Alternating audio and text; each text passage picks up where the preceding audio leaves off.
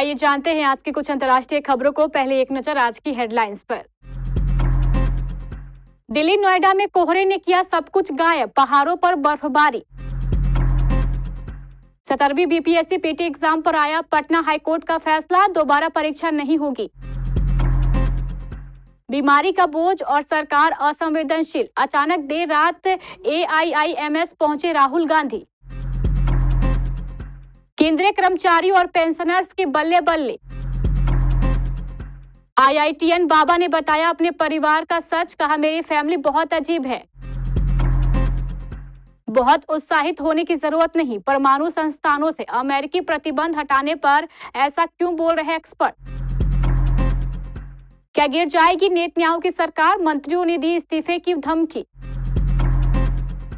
महाभियोग का सामना कर रहे राष्ट्रपति यून सुक को झटका, कोर्ट ने खारिज की रिहाई की याचिका। आखिर रात के 2 बजे सैफ अली खान के घर में हुआ क्या, मेट ने बताई सारी बात। और भारतीय टीम को मिला नया batting coach, Sitanshu Kotak England series से संभालेंगे जिम्मेदारी। दिल्ली एनसीआर समेत देश भर के कई राज्यों में मौसम इन दिनों खूब रंग बदल रहा है। पूरे उत्तर भारत में शीतलहर का दौर जारी है। वहीं इंद्रदेव भी बीच बीच में ठंड बढ़ाने के लिए मेहरबान है। बारिश और शीतलहर के साथ कोहरा भी लोगों की परेशानी बढ़ा रहा है।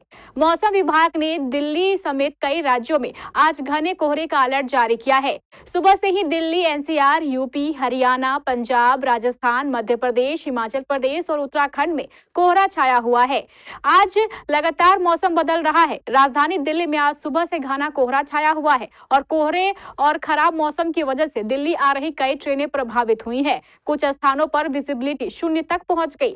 दिल्ली के आईजीआई एयरपोर्ट पर कुछ फ्लाइट्स भी प्रभावित हो सकती हैं। मौसम विभाग ने आज आंशिक रूप से बादल छाए रहने का अनुमान जताया है। बिहार लोक सेवा आयोग पर गुरुवार को पटना हाई कोर्ट ने अपना पहला फैसला दे दिया है। फिलहाल कोर्ट ने प्रारंभिक परीक्षा के रिजल्ट पर रोक लगाने से इनकार कर दिया है। कोर्ट ने कहा है कि बीपीएससी पीटी परीक्षा दोबारा नहीं होगी और समय पर रिजल्ट आएगा। 30 जनवरी से पहले हाई कोर्ट ने बिहार लोक सेवा आयोग और सरकार से जवाब मांगा है। मामले की अगली सुनवाई 31 जनवरी को होगी। पटना हाई कोर्ट में जस्टिस अरविंद सिंह चंदेल की बेंच में री एग्जाम को लेकर करीब 1 घंटे तक बहस हुई। जनसुराज के वकील वाईबी गिरी और सरकारी वकील पीके शाही ने अपना अपना पक्ष रखा। जस्टिस अरविंद सिंह चंदेल ने अपने फैसले में कहा, जो पेपर लीक का दावा किया जा रहा है वो अभी तक के तथ्यों को देखने के बाद बिल्कुल ही आधारहीन समझ आता है। दिल्ली स्थित अखिल भारतीय आयुर्विज्ञान संस्थान यानी कि एम्स देश भर में चर्चित है। यहाँ इलाज की उम्मीद लेकर आने वाले मरीजों और उनके परिजनों के लिए यह अस्पताल एक आखिरी उम्मीद है। लेकिन एम्स के बाहर का नजारा हर मौसम में दर्दनाक होता है। फुटपाथों, सबवे और सड़कों पर ठंड से कांपते, भूख से जूझते और इलाज की कतार में दिन रात गुजारते ये लोग सरकारी स्वास्थ्य सेवाओं की स्थिति की असल तस्वीर पेश करते हैं। इन्हीं समस्याओं के बीच गुरुवार को कांग्रेस नेता राहुल गांधी एम्स का दौरा करने पहुंचे, जहां उन्होंने मरीजों और उनके परिजनों की समस्याओं को करीब से देखा। दरअसल राहुल गांधी ने एम्स के बाहर फुटपाथों और सबवे पर बैठे लोगों से मुलाकात की। उन्होंने मरीजों और उनके परिवार वालों से उनकी समस्या और परेशानियों के बारे में बातचीत की।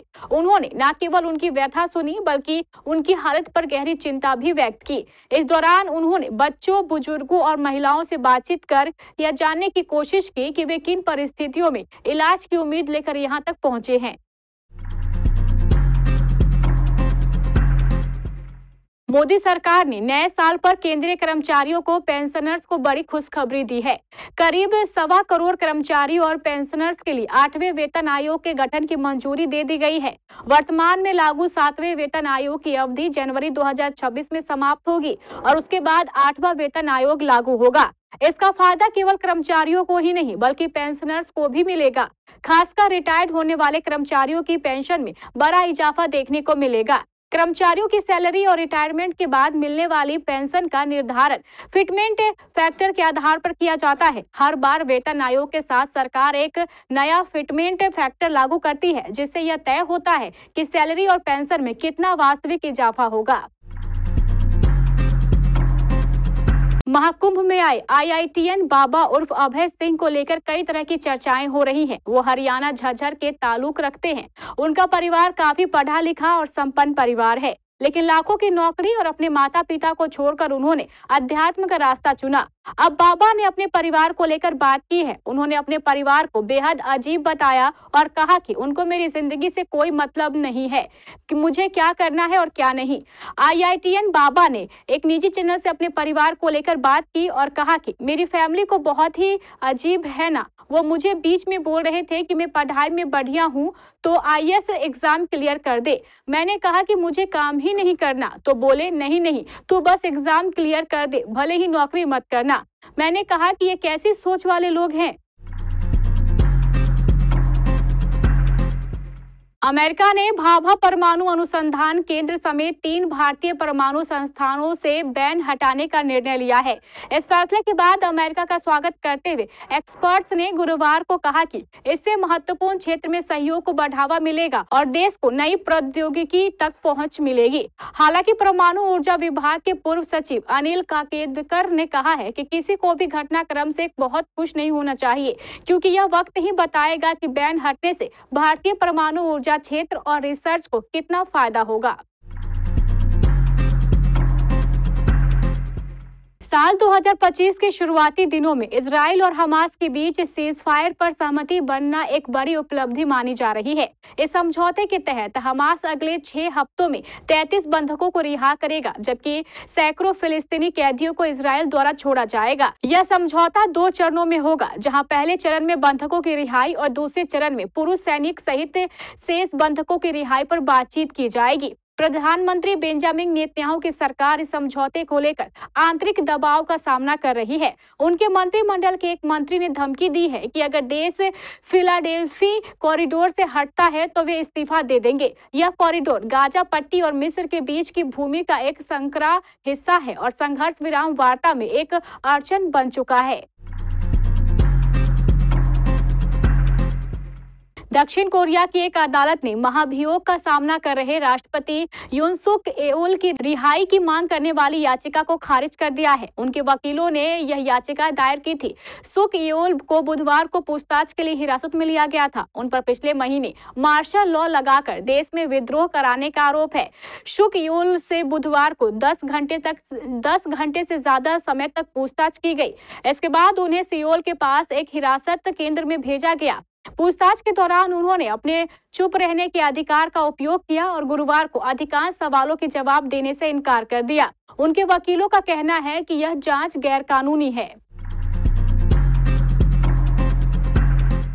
बॉलीवुड एक्टर सैफ अली खान पर हुए हमले की परत दर परत कहानी सामने आई है। उनकी एक मेड ने पुलिस को इस हमले के बारे में सिलसिलेवार जानकारी दी। मेड ने अपने बयान में बताया है कि घुसपैठिया सैफ अली खान के बेटे जहांगीर के कमरे में घुसा हुआ था और वहीं पर सैफ से हाथापाई हुई। देर रात हुए इस हमले में सैफ अली खान बुरी तरीके से घायल हो गए थे। इस हमले में एक्टर को हाथ, गले, सिर और पीठ समेत 6 जगह चाकू लगे। सैफ की रीढ़ की हड्डी में चाकू का टुकड़ा भी फंस गया था। घायल सैफ को रात में ही लीलावती अस्पताल ले जाया गया था। फिलहाल उनकी हालत स्थिर बताई जा रही है। मुंबई पुलिस ने इस हमले की जांच में सबसे पहले सैफ के हाउस स्टाफ से बयान लिया। इसी दौरान उनकी एक मेड नैनी एलियामा फिलिप ने विस्तार से इस हमले का सीक्वेंस बताया। 15 जनवरी को करीब रात 11 बजे मैंने सैफ अली खान के सबसे छोटे बेटे जहांगीर को खाना खिलाया और फिर वह सो गया। इसके बाद मैं और घर के बाकी कर्मचारी भी सोने चले गए। रात 2 बजे मेरी अचानक नींद खुली और मैंने देखा कि बाथरूम का दरवाजा खुला हुआ है। वह एक परछाई नजर आई। मुझे लगा कि करीना मैडम शायद अपने बेटे को देखने आई होंगी, लेकिन मुझे कुछ अजीब लगा, इसलिए मैं बाथरूम की ओर बढ़ी। तभी वह शख्स दिखा। वह जेह बाबा के बेड की ओर बढ़ा। यह देखकर मैं भी फौरन जेह बाबा को लेने के लिए आगे बढ़ी। तभी उस हमलावर ने मेरी ओर कोई आवाज नहीं का इशारा दिया, जिसके बाद जब मैंने इसका विरोध किया तो उसने हमला कर दिया। इन सब आवाजों को सुनकर जब सैफ अली खान आए तो उनके साथ इस शख्स की हाथापाई हुई, जिसमें वो घायल हो गए। भारतीय टीम अपने नए मिशन के लिए पूरी तरह तैयार है। उसे अपने ही घर में इंग्लैंड के खिलाफ 5 मैचों की T20 सीरीज खेलनी है। इसका पहला मुकाबला 22 जनवरी को खेला जाएगा। T20 के बाद दोनों टीमों के बीच 3 मैचों की वनडे सीरीज भी खेली जाएगी, मगर इस सीरीज से पहले भारतीय टीम में एक बड़ा बदलाव किया गया है।